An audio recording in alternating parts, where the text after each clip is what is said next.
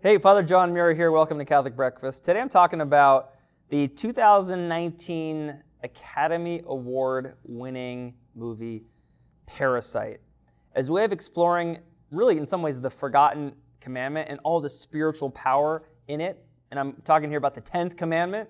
So thanks for joining me right here on Catholic Breakfast.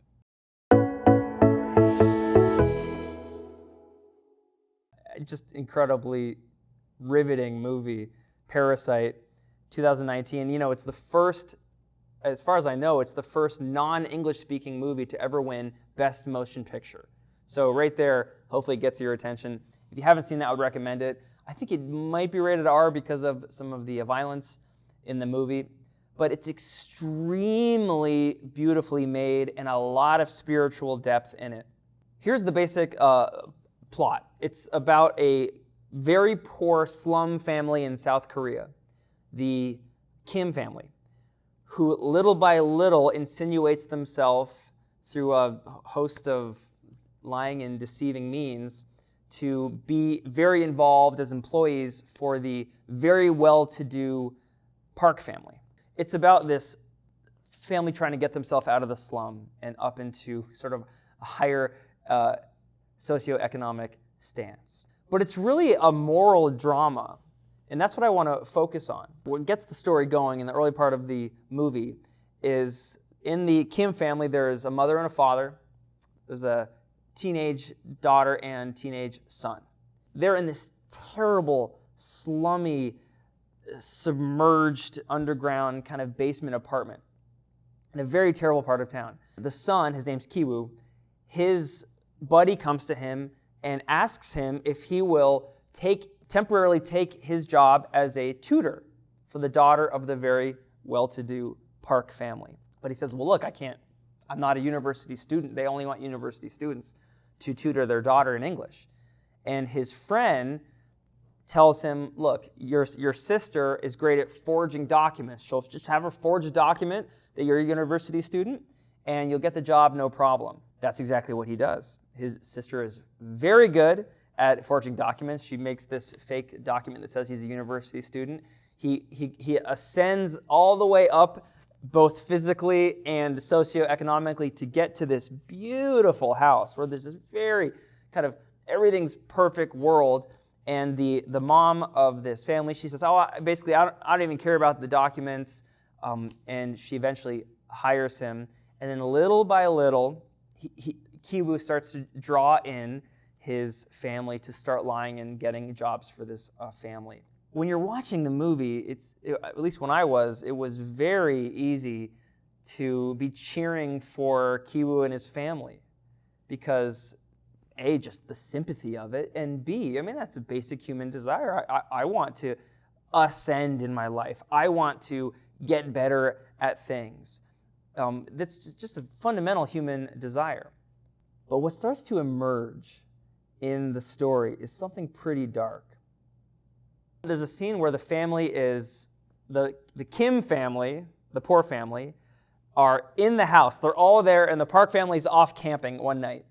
And they're just drinking their alcohol, eating their food, and they're having a conversation about, someone says something to the effect of, wouldn't it be great if one day we could own a house like this? And the dad says something like, to the effect of, we already do. It's already ours. In other words, whatever you want in life, all you have to do is lie well enough to get it. Do you remember the first time you were a kid and you were old enough to figure out what a lie is? It's a really delicious moment. And it's an incredible temptation because you realize there's something that I want or there's a bad effect that I don't want. And all I have to do is just say a word. And I'll get the good effect or I won't get the bad effect. And it seems so simple. And in this movie, it really gets just how little that temptation is. Just forge the document. And she doesn't even care about the documents. Here's lesson 1. Don't lie to get what you want, because you'll become the kind of person who will lie to get what you want. And you say, well, who cares about that? What's to lie? It's to speak something that's untrue. What's an untruth? It's a representation of the world. When you lie, what you're doing is you're representing the world in a way which is untrue.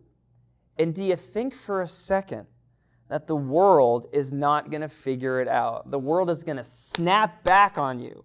The way that the movie describes this snapping back is very subtle, but there's this steady sense that the game's going to be up. I mean, on one level, it's just, when is the Park family, going to figure out that they're being conned by the Kim family? There's another element to just, so the world's going to figure it out externally. There's an internal dimension to what happens when we lie. We become the kind of person who will lie to get what we want. And here's how the movie depicts it. That night when they're all drinking, and the rainy night when the rich family is far away, the old housekeeper, whom they conned out of the job through a series of manipulations and machinations, she shows up and she says, I left something in the kitchen or something, and I'd like to get it. So they let her in. And then she goes to this bookshelf, moves it, and goes down into this unknown bunker under the house. And guess what's down there? Her husband. Now, if the theme of a full-grown man down in a deep, dark place sounds unfamiliar to you, it's a very typical mythological trope. It's all over the place. For example, Pinocchio, right? Remember Geppetto, Pinocchio's dad, down in the belly of the basement? Here I think it stands for, when we lie, that in us, which has the potential to be fully mature, is kept down in this degrading place. It's kept down there. Kiwu is a teenager, right? He's not yet a full-grown man. And he won't be able to become a full-grown man on this path. When we lie, that in us which is full-grown, which is meant to be mature and alive, is pressed down. Now, watch where this goes. The climactic scene of the movie is the man down in the basement, the former housekeeper's husband, who up until that moment he says at one point, I'm happy living down here. Right, when we're lying in our lives, when we're living out a deception, we can just tell ourselves, I'm happy doing this, there's no big deal. But when he gets a chance to come out, he grabs a knife, runs into the backyard where there's this beautiful sunlit birthday party going on, and he starts stabbing people. It's a kind of Shakespeare-like tragedy scene. And who does he kill? Kiwu's sister, who forged the documents in the first place. In other words, the person who seemed most likely, most disengaged from the situation, most innocent, gets stabbed. I mean, her forgeries catch up with her. We start to resent ourselves when we lie. Why? Because we're becoming the kind of person who will degrade that in us which is most noble in order to get something that we want. What does this have to do with the 10th commandment?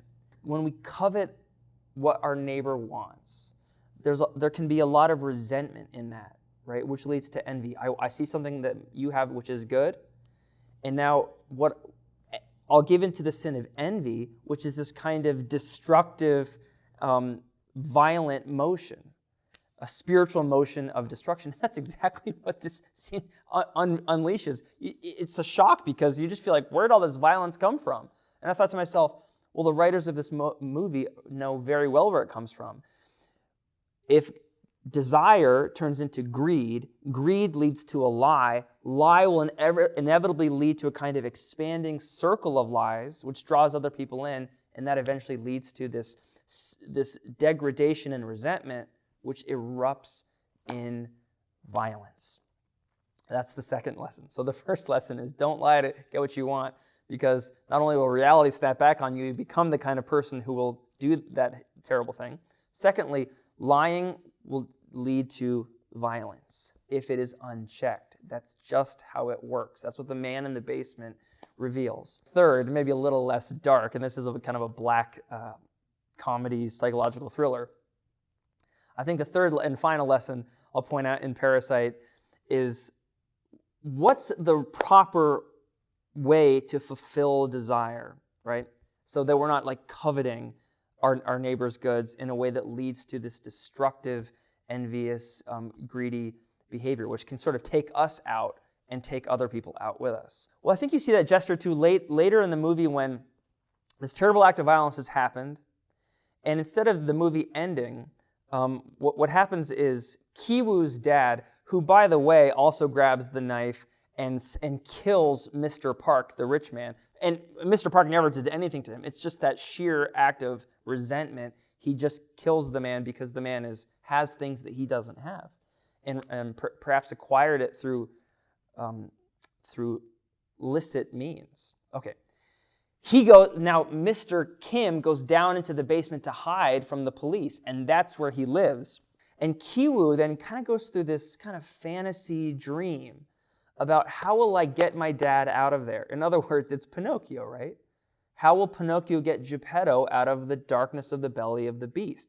And remember, not to do a whole nother movie here, but Pinocchio's temptation is to go to Fantasy Island, Pleasure Island, where everything's easy and you get whatever you want. And that leads to him turning into a jackass, right? A donkey. That's lesson 2. But lesson 3 is Kiwoo, like a maturing Pinocchio, figures out, okay, how am I going to get my dad out of there? How am I going to get him out of the basement of this house? And he says, well, I'll go to school, I'll get a job, I'll work hard, I'll earn enough money to buy the house, and then I'll set my dad free. And he lives out that fantasy in his mind. And the house is empty. He goes there, he buys the house, the bookshelf moves away, and his dad comes out, and they walk out into the backyard. No lying, no greed, no envy, but he got what he wanted. And he didn't just get what he wanted externally. He became, in this fantasy, in this dream, something he can be proud of. He became a full-grown human being. He set his dad free. And his dad symbolizes there a full-grown human being. I think the lesson is, do you have desires in your life and you're wondering how you're going to get them? How will you get there? What's the best road so you actually not only get what you want, but you become the kind of person that you can love and be proud of? The path of virtue. Anything else is just being a parasite. Thanks for joining me.